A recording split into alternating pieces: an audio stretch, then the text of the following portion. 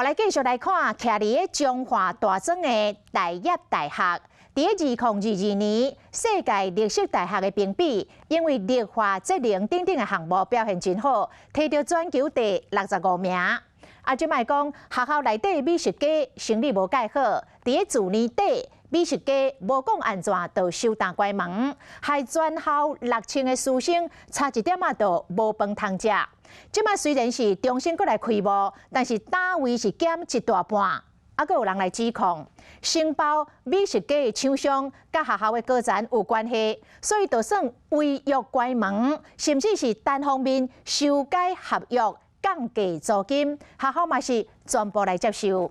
学校这边是来驳回讲，美食街即摆是经营正常，敢若剩1/4的单位还咧招商，师生要食饭。拢无影响。来到大业大学的美食街，食饭的人真少，有几人当补助。学生讲，这个情形已经冻真久啊。去外面吃哦，选择比较多。对。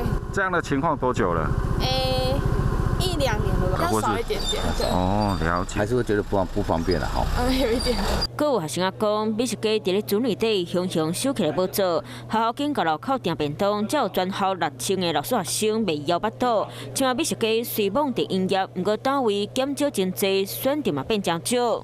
比较多。的时候少，应该少。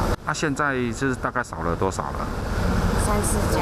若经营出问题，有人向教育部订正讲，学校对申报美食街业者违约，无定金要求因赔偿，甚至优待业者来修改合约、降低租金，怀疑是政府校长和业者有关系，不过学校无食真。摊上的那个营业数还是将近有达到3/4，所以都是可以满足现在目前将近6000位师生一个用餐的需求。当然也是有1-2个空位，我们也是持续在招商。